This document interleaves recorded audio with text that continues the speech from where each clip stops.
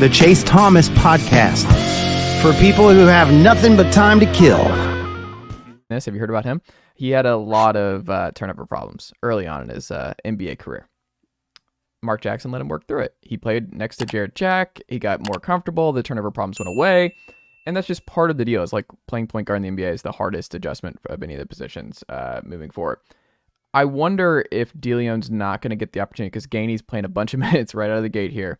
Right. And I wonder if they're going to have to turn to Dilione later on this year and he's not going to have the reps and he's not going to be comfortable enough to be that guy that I just think he's the sneaky most important player for Tennessee to have a deep tournament run because I think his ability as a combo guard to create stuff when things get super tight is going to be what ultimately sets Tennessee apart because Gainey, who looks like a good addition, he's a shooter. And I wonder how that works with the guys Rick's going to want to go with. And maybe I'm overthinking before they played a regular season game, but I am a little bit concerned about where Freddie Dillione's going to fit early on because I think he actually needs to get reps. And I think Rick needs to be okay with Freddie Dillione failing while they figure stuff out for the majority of the year.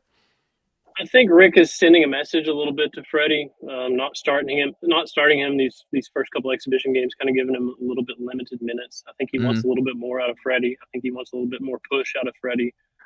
He's going to have to let him play through the turnovers. He's going to have to let him play through some defensive lapses. I think that's why you have the non-conference schedule. I mean, they got some big games. They've also got some bye games where it's going to feel a lot like exhibition. So I think Freddie will be fine. I think Freddie will play a big role in this team. I think Rick is just a guy who he's old school. He tries to send a message. And in his mind, the best way to send a message is limited playing time. And you're going to sit there on that bench and you're going to think about it. And I think that's what he's trying to do. He's trying to get Freddie.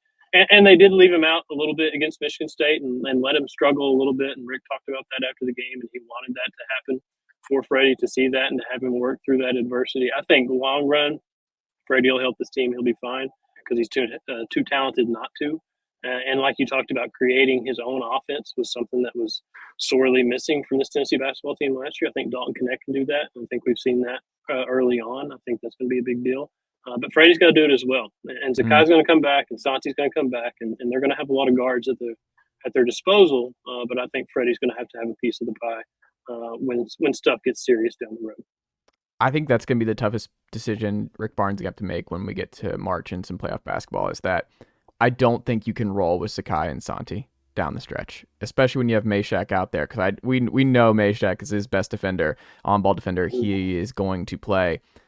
I don't think Asante, Zakai, and I love these guys individually. Asante, Zakai, Meshack, Triple J, Adu, closing five is going to survive. Like I get the defensive part of it, I get the veteran part of it, but I just think you're going to have to roll. And maybe it's Knecht, maybe he's that guy, but I don't want to say burned, but like I need to see Knecht be a significant part of this rotation. Rick Barnes to trust Knecht defensively for months at a time before I'm ready to be like, yeah, this is the transfer guy that Rick's brought in that's offense first, that's gonna play and actually be a significant part of this. Because remember how Tyreek Key started last year, right out of the